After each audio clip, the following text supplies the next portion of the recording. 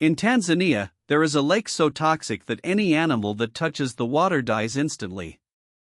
Their bodies are preserved perfectly, turned to stone by the chemicals in the water. The photographs look like something from a horror movie.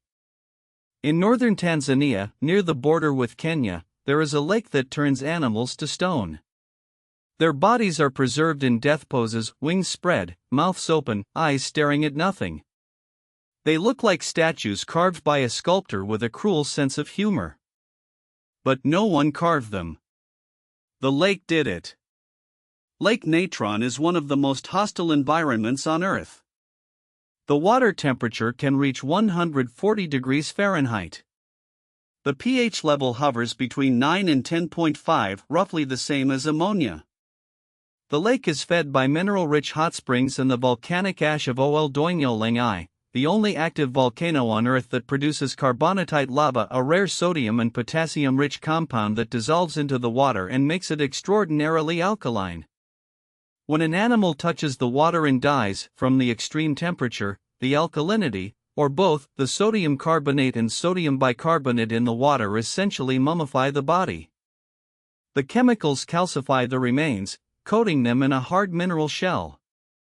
The result is a perfectly preserved creature that looks like it was dipped in concrete.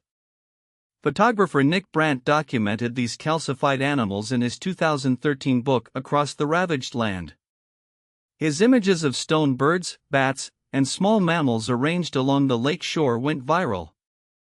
Many people assumed the photographs were staged or digitally altered.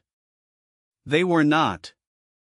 Brandt found the calcified remains scattered along the shoreline and simply repositioned them for his photographs.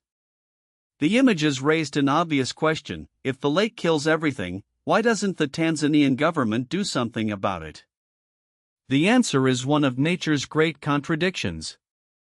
Lake Natron is also one of the most important breeding grounds in the world.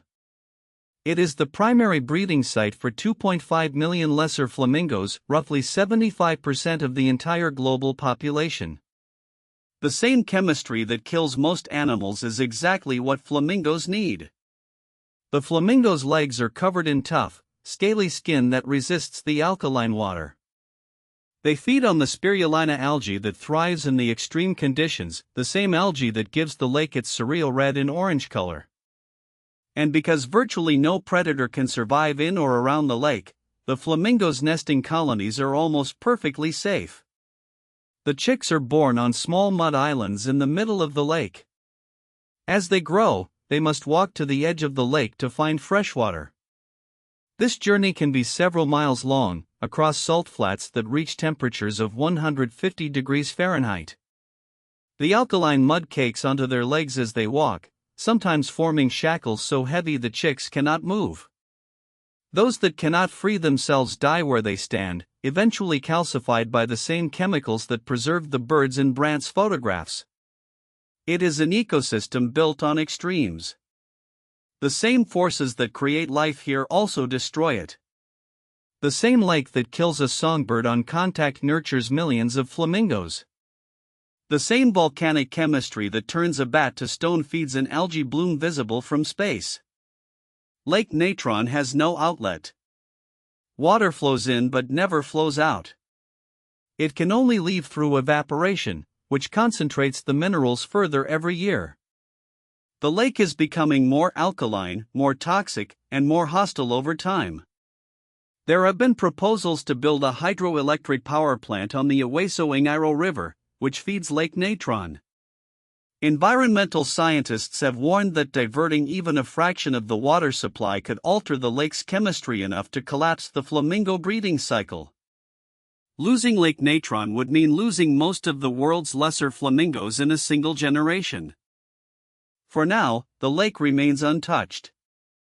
Too toxic for development. Too important for destruction. A place where death and life exist in the same water, separated by nothing more than the thickness of a flamingo's skin. The calcified animals still wash up on shore. Small birds. Bats. A dove with its wings spread as if frozen mid-flight.